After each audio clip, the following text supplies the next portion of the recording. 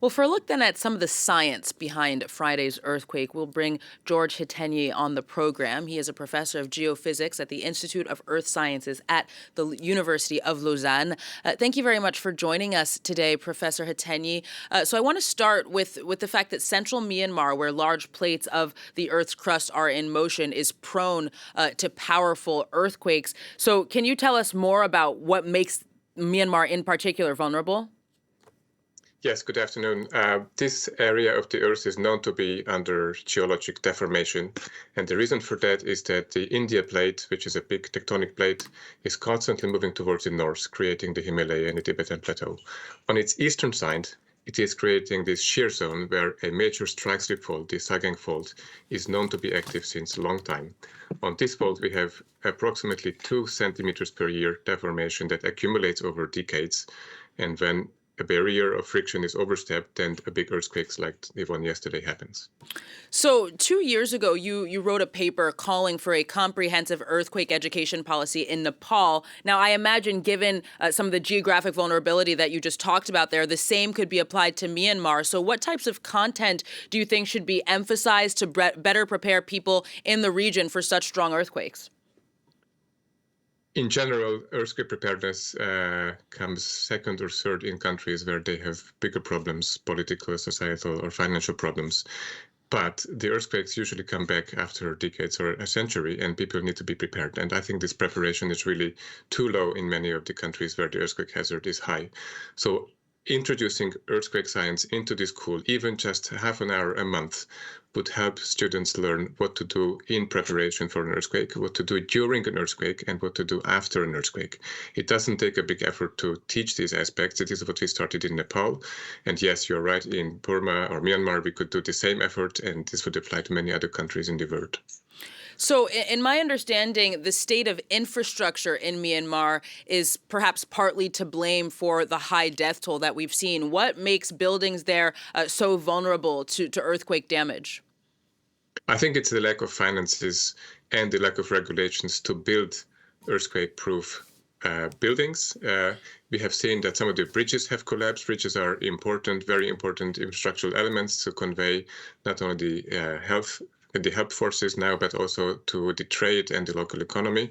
Many buildings that you see on the picture also now probably have been tilted due to liquefaction of the soil. Maybe the building itself was okay, but the foundation was not correctly done. These could be regulated and controlled during the construction. Hope that these kind of pictures will draw the attention of politicians to do so in the future. So more generally, Professor, given what we know about plate tectonics, why is it so hard to predict when an earthquake is going to happen or even how strong it might be? I think we have a pretty good idea what kind of strength, what kind of upper magnitude we can expect in any region of the Earth, because we have a good history of earthquakes and a good history of geophysical investigations on that. What remains elusive is the exact moment when the earthquake will strike. We can only give probabilities for the next 10, 20, 30 years, what is the likelihood of these earthquakes to happen, but we cannot forecast an earthquake for tonight or for tomorrow, or even say that there will not be an earthquake until tonight or tomorrow. So that's the time is completely impossible to predict, but we can make forecasts or probabilities for the future, and this is the current state of how science works and how earthquakes work. Now, it's been said that we know more about the surface of the moon than some of Earth's inner layers. Do you agree with that assertion? And if so, what are the consequences of this lack of knowledge on seismology in particular? I mean, where do you see opportunities to increase knowledge about earthquakes? That's right. The moon is visible with the naked eye. The inside of the Earth we need to drill. We need to do geophysical surveys, investigations, and modeling.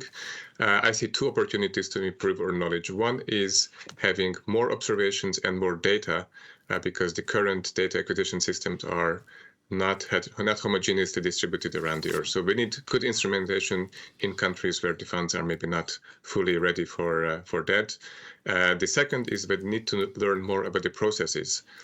I think we have a good knowledge of how earthquakes work at our current level of science, but there could be more discoveries done, more studies of precursors, more studies of small signals. So there is why fundamental science and fundamental research is still in progress to have a better understanding of the process itself. So as a final question for you, sir, we know that climate change obviously makes extreme weather events like fires, hurricanes, heat waves, et cetera, more intense. Does this apply to earthquakes as well? And as a kind of annex question, are there any human activities that increase the likelihood of an earthquake? I would say that the impact of climate change and the impact of human activity is, if measurable, very small on earthquakes, because the earthquake energy that is liberated is so huge that our impact is really minimal on that. Obviously, with more severe weather events like landslides, we are displacing masses on the surface of the Earth and slightly changing the stress field in the crust. But this is not why an earthquake will happen 10 years before it would happen without. So I would say that the inner tectonic forces of the Earth are mostly insensitive to climate change and mostly insensitive to human activities. We can trigger some events, but not prevent or not alter the timing of big events. Super interesting stuff. Unfortunately, we have to leave it there, though. Professor Gyorgy Hetenyi, thank you so very much for coming on the show today. Thank you. Good afternoon.